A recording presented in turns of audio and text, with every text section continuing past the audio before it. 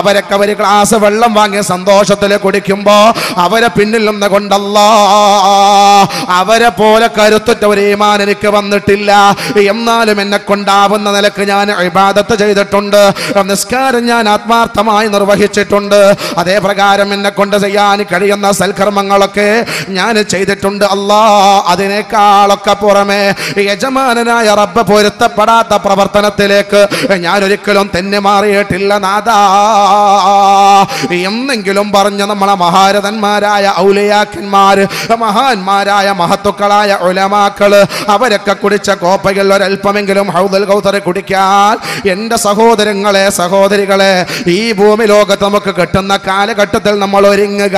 അഥവാ ഇന്നല്ലെങ്കിൽ നാളെ റബ്ബിന്റെ സവിധത്തിലേക്ക് പോകുമ്പോ അതവുള്ള മര്യാദയുള്ള അനുസരണമുള്ളവരായിട്ടാ സാധുക്കളായ നമ്മൾ പോകേണ്ടതെന്ന് മാത്രമല്ല, ഈ ഭൂമി ലോകം പടച്ചത് അല്ലാഹുവാണ്.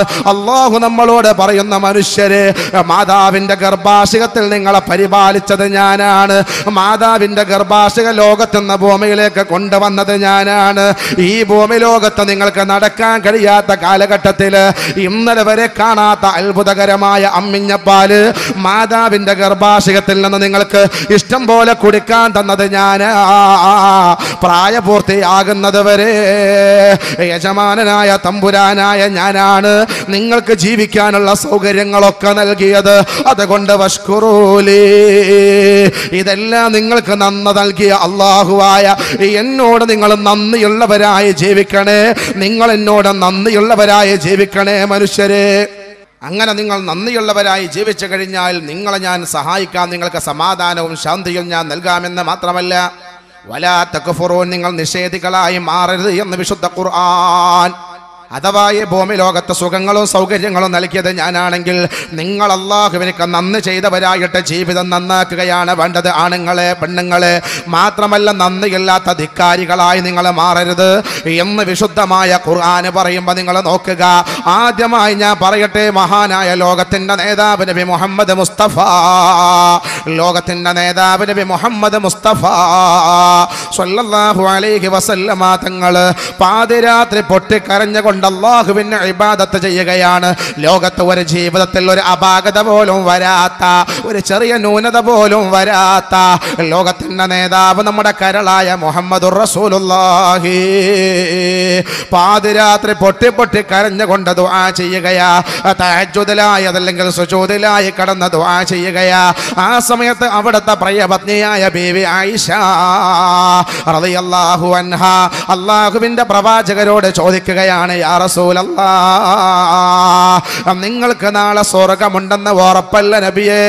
നാളെ സ്വർഗത്തിലേക്ക് ആദ്യമായി സ്വർഗത്തിന്റെ കവാടം തുറക്കേണ്ടത് നിങ്ങളാണ്, ആദ്യമായി ഹൗദുൽ കൗസർ കുടിക്കുന്നതും കൊടുക്കുന്നതും നിങ്ങളാണ്, നിങ്ങൾക്ക് സ്വർഗമുണ്ടെന്നുള്ള കാര്യം ഉറപ്പാ.